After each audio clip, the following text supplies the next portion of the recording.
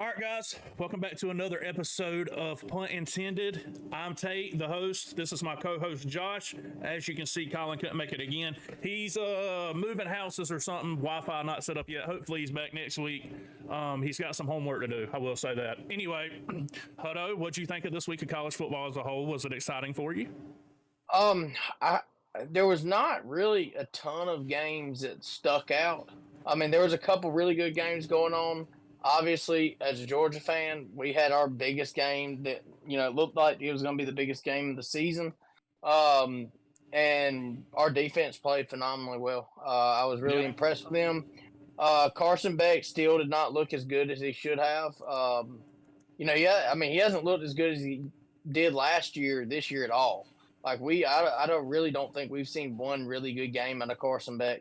He played his butt off against Alabama, but there was still the 4 interceptions that he had. I mean, he's been really interception prone this year. I'm trying to think of how many that I know. I think he has 8 interceptions, 9 interceptions for the No, year. I have no clue, but you're right. He hasn't played great.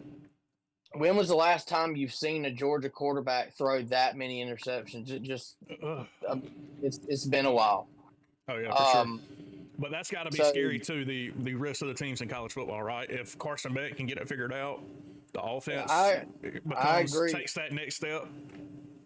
Watch out I for think Georgia if now. he can, I think if he can get back in a role, like I know he can. I know he's a good quarterback. I know he's a good athlete. I mean, he wouldn't be in that situation if he was not. Right. Sometimes quarterbacks just have games or years that they're not the best. Right. So we'll hope that, as a Georgia fan, I hope he kind of figures out his rhythm. But as far as defensively went, obviously the best defensive game we've played all year.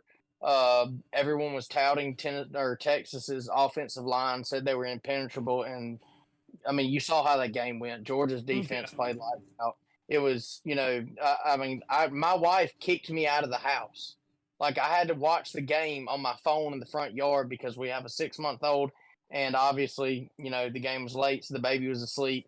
And when they sacked Quinn Ewers and forced a fumble, I think that was the last her last straw with me. But Yeah. I was thoroughly impressed. I think our defenses look really shaky all year. Yeah. They play really good games, and then they'd have times where you're just like, man, what are we doing? Did we even show up? So really impressed. At this point, I don't know if this is a solidifier for our season because everybody, all the Georgia fans are like, oh, we beat Texas, we're going to win the national championship. Yeah, as Colin likes to say, not so fast. Yeah. I really the entire. I mean, you can go back through all of our episodes. I still think Texas is a good team, but again, they haven't played anybody, and people who are outside the SEC, they can always say, "Oh, the SEC ain't that good." Y'all always talking about playing in the SEC and it's so tough.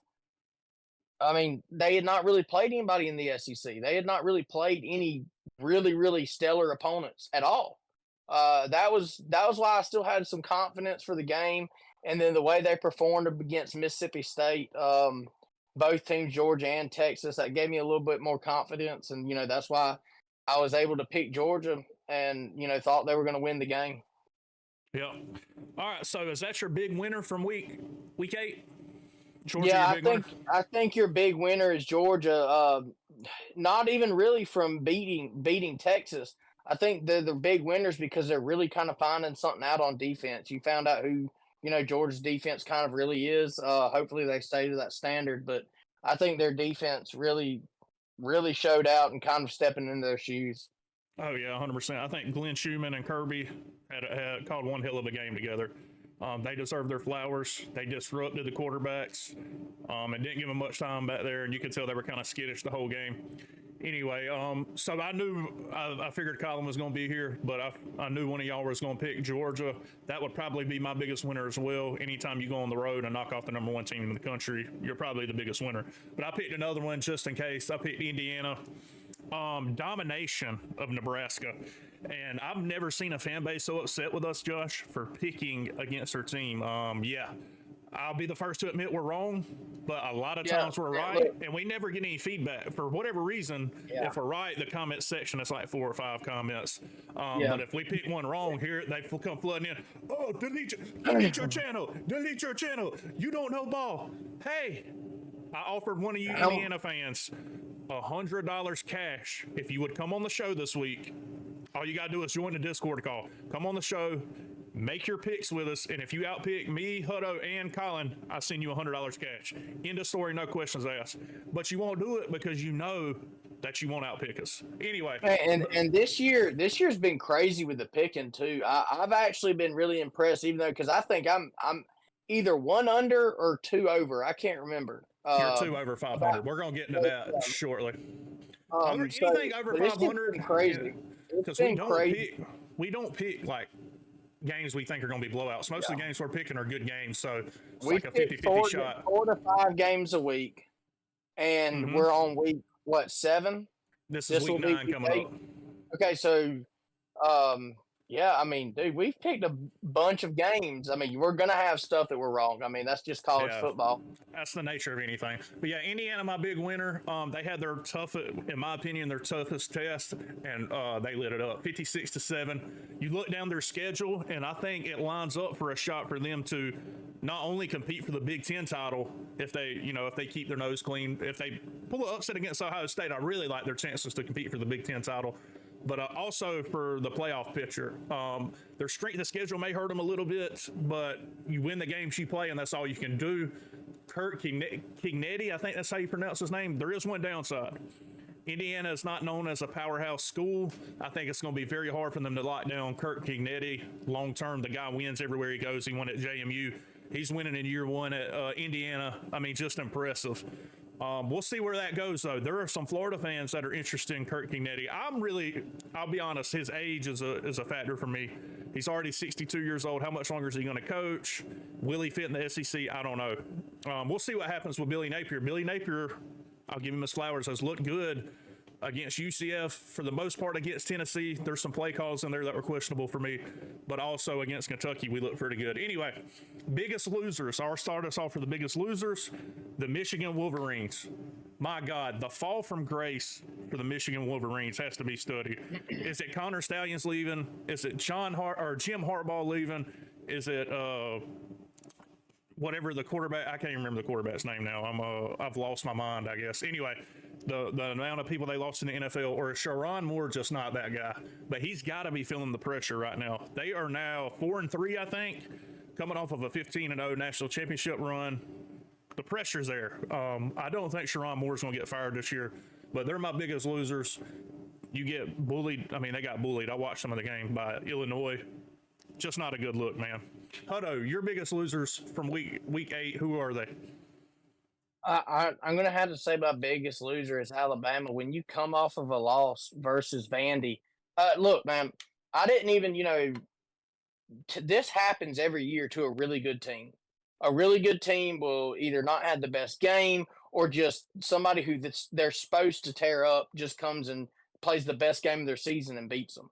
I really didn't ever think that the Vandy game was something that was going to put Alabama out of the playoffs. I thought there was, obviously they could have won the SEC championship, and got a bye week and automatically into the playoffs.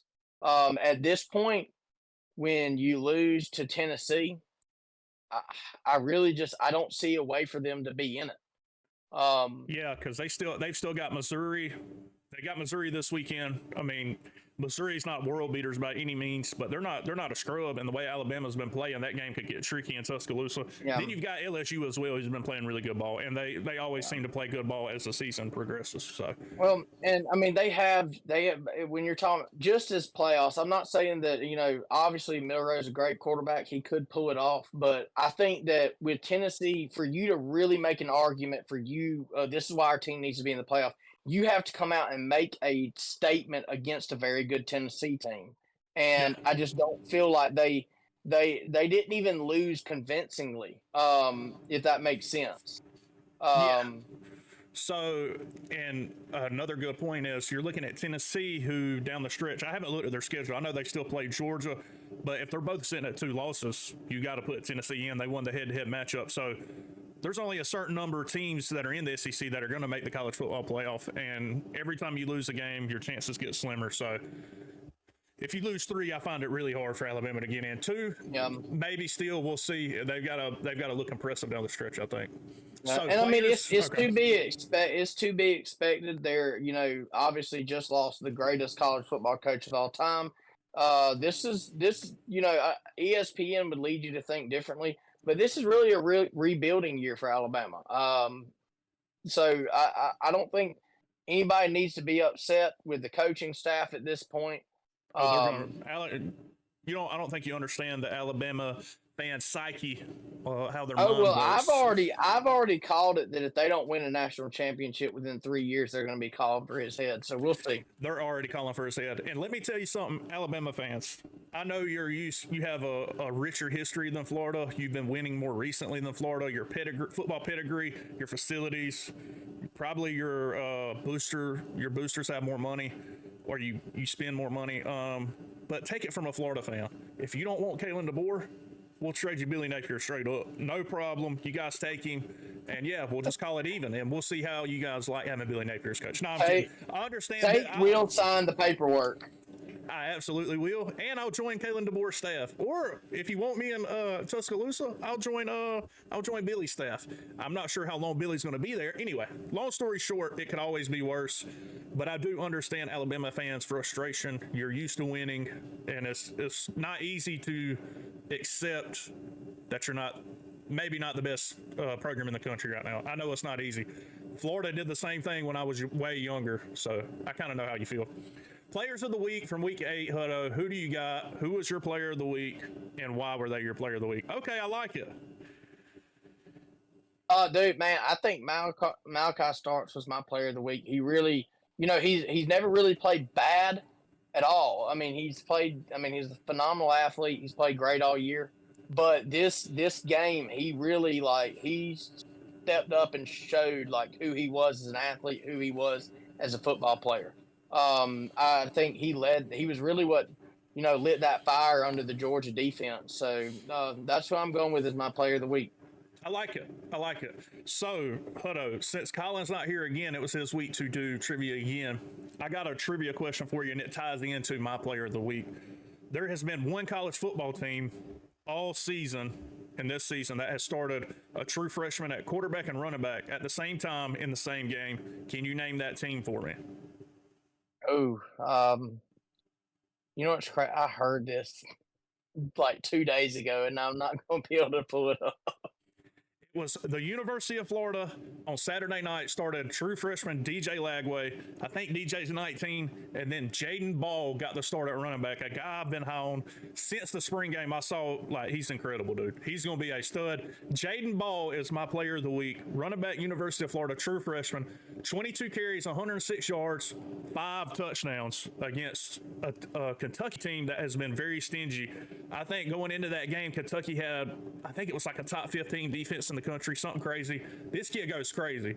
I like his style of running. He doesn't go east and west. He'll make a jump cut, hit the hole, and he's very physical downhill. A lot of promise. If we can keep this team together, there's a lot of promise on this team. The problem is, what do you do with Billy Napier? I think he did call a fantastic. This is one of the best performances I've seen out of Billy Napier as a play caller in his tenure at Florida. So we look great. No, I'm not even going to sugarcoat it. I would like to add one more, and okay. I would like to, as a more of a runner-up, was Trevor Etienne. Yeah, he played great. I think without Trevor, Georgia loses that game. He did not stop. He made sure that the running game was there, and without him, I don't think we would have had a running game. Nate Frazier didn't really look good. Robinson did not look good at all. He really stood. I think, it kind of shows you, he came from Florida. I'm always kind of weary about transfers because I'm just not a huge transfer portal guy. Not saying that I don't think Georgia needs to utilize it. I think every team needs to utilize the transfer portal. It's just when you have a team that moves from an established team, it kind of makes me feel like they have commitment issues. I don't know. Just me. You think Florida's But established? no, I mean, okay, I'm not gonna have this argument with you, but I mean, dude, he showed how committed he was to win this game. Yeah. Um, he ran the ball time after time after time again. And even when the times that he did, lose yardage, he never was like, dang, man, I'm putting this team on my back. Why isn't everybody, why isn't the O line doing this? Why he made a way to get in the end zone with 3 Yep. touchdowns. Um, I was really impressed with him.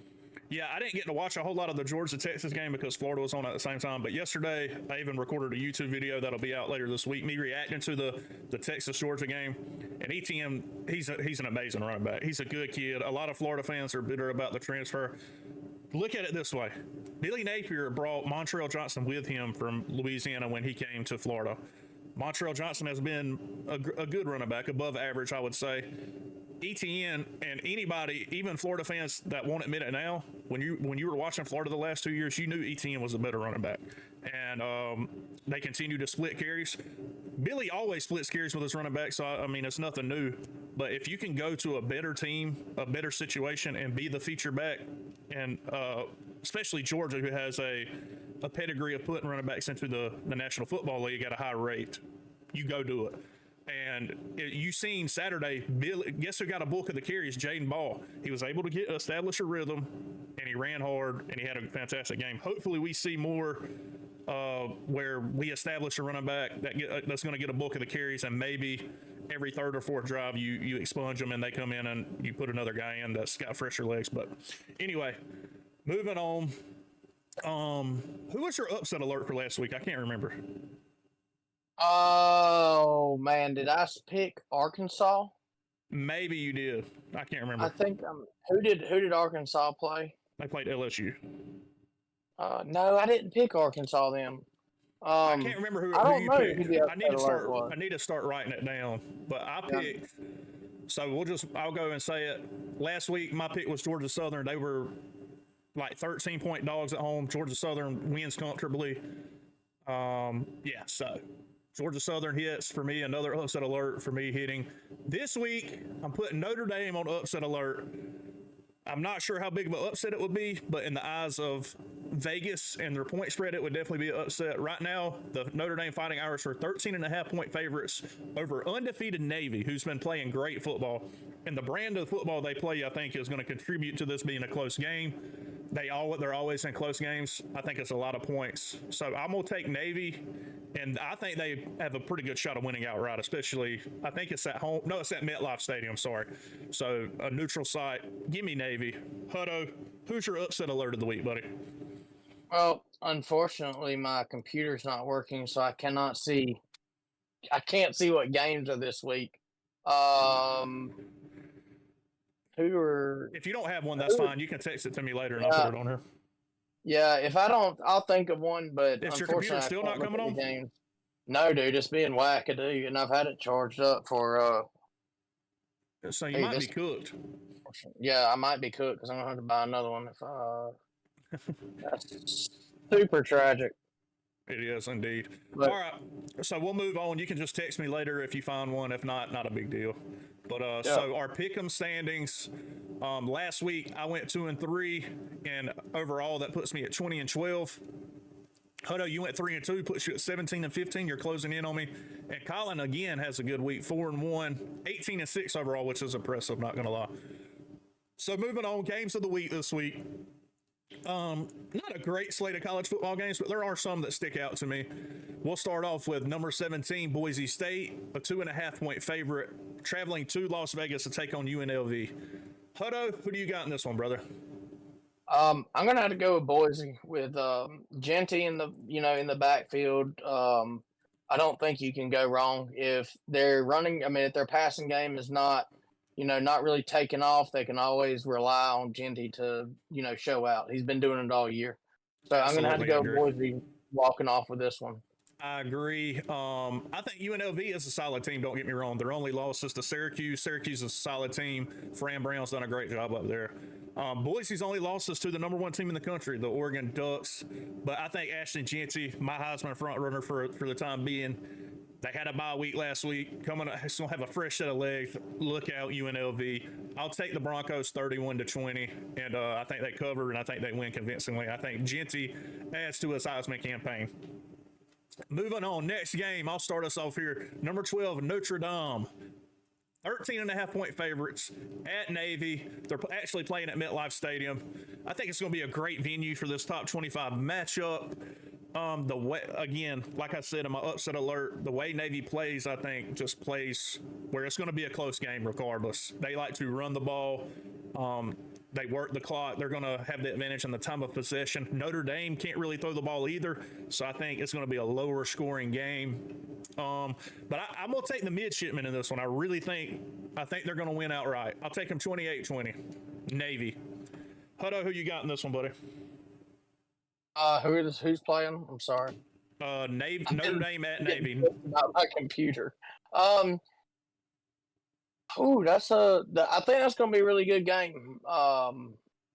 Notre Dame hasn't been really convincing that they're really getting, got the program moving heavily. So I'm going to go with Navy as well. They're on a high right now. So I think they walk away with it, but I think it's probably going to be a pretty tight game, but I'd like to see Navy win this one. Oh, I would too. How awesome would it be? I think Army and Navy played last game of the year. Right now, they're both undefeated, and this Notre Dame game is probably Navy's hardest game. It will be awesome to see both of them undefeated at the end of the year, playing for. I think they picked the college football playoff before they even play, because they play like the week after the SEC championship game and everything. We'll see. But Riley Leonard's lack of ability to throw the ball, I think, is going to play a factor here. Both teams are going to be running the ball heavily, which means, especially with the new rules with the clock management, not a lot of football going to be played. So I think it's going to be lower scoring. We'll both take Navy. I like it. Moving along, I'll let you start us off here. Number 20, Illinois, coming off a big win over Michigan, traveling to Eugene to take on the Oregon Ducks, the number 1 team in the country. Oregon favored by 21.5. It's a lot of points. I'll let Huttos lead us off here, though. I think it's hard to pick against Oregon now, especially, in years past. With last year excluded, we're not talking about that team. Michigan's always been, a pretty solid team that can pull something off, even if they were playing, a top 3 opponent. They don't have it this year. There's something that's not jiving. The circuit isn't all the way closed. Michigan's got problems. We're talking about Illinois here. Illinois at Oregon. I was saying Illinois beat Oregon, or Illinois beat Michigan last week. That's why I said Michigan. Dude, this computer being messed up has thrown me smooth off. So number 20 Illinois at number 1 Oregon. Oregon favored by 21.5. I still think Oregon's going to take it away. Not taking anything away from an Illinois team who, they play good ball. They're obviously, top 20. I probably think Oregon's going to cover on this one. I don't think they can, keep up with them. All right, I like it. So Illinois, their only losses to, I think, number 3 or 4 now, Penn State. Luke Altmaier played at Penn State. He didn't have the best game, but he knows what to expect from a loud environment. So I don't think you're going to rattle Luke Altmaier, who's had a pretty good season this year. Oregon has showed up in the big games this season, in my opinion. They played well against Ohio State. Hutto's got life over there on his computer. Oregon showed up in the big games. Dylan Gabriel and Evan Stewart have looked like they're starting to get in sync, and that's a dangerous combination. I like the Ducks to keep rolling here. 44-24, so a 20-point win. They don't cover, but they win pretty convincingly. They probably have the backups in late, and Illinois is able to score maybe 1 or 2 touchdowns to make the game look better than it should. Oregon's been playing really well. I really did not see them. They would not have been on my radar for a top 5 team this year. Not saying that they were, played pretty good ball last year. I just did not expect this team to explode the way they did. Well, at the beginning, before the season, I would have picked them to be a lot for the playoff, just because the schedule, the Big Ten. Oh no, I'm talking about top 3. I'm talking about a top 3 where you're looking at everybody who's probably going to be, in the national championship. Yeah, I just didn't peg them and for that. I thought they could. I thought they had the team to possibly do that coming into the season, but after the first 2 weeks, they looked bad, bro. They looked bad. So they've really got it rolling up there now. So yeah, they shot me. Not gonna lie. All right, next game, number 8 LSU at Texas A&M at Kyle Field. Texas A&M favored by 3 points here. Hutto, what do you got in this one, man? LSU at A&M. Man, honestly, I don't watch that much Texas A&M football, and I was kind of looking over the SEC standings, trying to see what was going to happen. As with Texas obviously falling in the way that the new SEC championship, we don't really know how that's going to play out, because used to it was the East and West, and now it's just going to be the two best teams in Right. the SEC. Right. They've been playing good. Texas A&M has been playing good football, uh, and LSU and Texas A&M. That game's always, pretty good. But normally LSU, especially if you're playing at LSU, that's a very tough game. Yeah. Do you know where they're playing at this time? Yeah, it's at Texas A&M at Kyle Field. At the home of the 12th man. Mm-hmm. I want to go ahead, and this is probably going to be an interesting game to watch, but I'm going to go ahead and say that Texas A&M keeps the hype alive. Okay, I like it. Elko's has done well. He came in and embarrassed Billy Napier in the swamp. It was with a backup quarterback. It was bad. So this game being at Kyle Field, I think makes a large difference. I think this is a large reason why Texas A&M's favored in this game. Whoever loses this game, I think, again, as we've seen, as teams lose more than one game, the playoff picture starts to look bleak, especially with several hard games left to play. LSU just keeps finding a way to win. So do the Aggies. Again, Kyle Field's one of the toughest environments in the country. Nussbaur's been great. Wegman has looked good at times since he's come back from injury. I think LSU, looking at their schedule, is a little more battle tested, and I think they played a little bit tougher of a schedule, and I think that's why I'm gonna go with LSU here. I like Nussmeier; he's been in the program for several years. I like Brian Kelly, and I like the schedule they played, but I think it's gonna be close. 27-24 Tigers. All right, moving along. Last game of the week. Like I said, this slate wasn't that great this week for college football. LSU and A&M is probably my game of the week. But Missouri, number 21 team in the country, traveling to Bryant-Denny Stadium in Tuscaloosa to face the number 15 Crimson Tide. Bama favored by 2 touchdowns, 14-point favorites. I'll start this one off. Bama's been struggling lately. Ever since their big win against Georgia, it seems like they can't get the offense rolling. I think a lot of that has to do with Jalen Milroe and his decision. And one, his passing ability, and two, his decision to he's not taking off and running as much as he should be, in my opinion. Huge game for both teams. Bama already sitting at 2 losses. Missouri sitting at 1 loss. Both squads with huge playoff implications here. A loss is going to be detrimental to either one of these teams. I think Kalen DeBoer bounces back. Milroe takes off running when he needs to. And I think I'm going to take the Tide 30-17. I'm just not impressed with Missouri. Not saying I've been overly impressed with Alabama. They're just at home, and I'm going to take the Tide here. Hutto, who you got? I haven't really seen. I've heard Missouri. They kind of really had a not really a shaky season, but they really are not jumping out and coming off the screen and showing that they're this world beater or someone who can beat a team. Even though Alabama has lost games this year, they're still Alabama. They've still got really good players on both sides of the football. Jalen Milroe did not have his best game last week, but I'm going to say Alabama is going to come back strong on this one, as you did. I think they're probably going to win it. I don't know if there's going to be a bunch of, highlights off of this game. I don't think it's going to be a super crazy game, but I do think that they're going to it might be back and forth for the first half of the game, and I think Alabama walks away with it in the second quarter. Yeah, Missouri just hasn't impressed me. Like I said, again, I'm not saying they're a bad team. I think they have all the potential in the world. At some point, I really like Eli Drinkwitz. I do. I like what he's done with the program there in Columbia. At some point, I think they do get it figured out this year.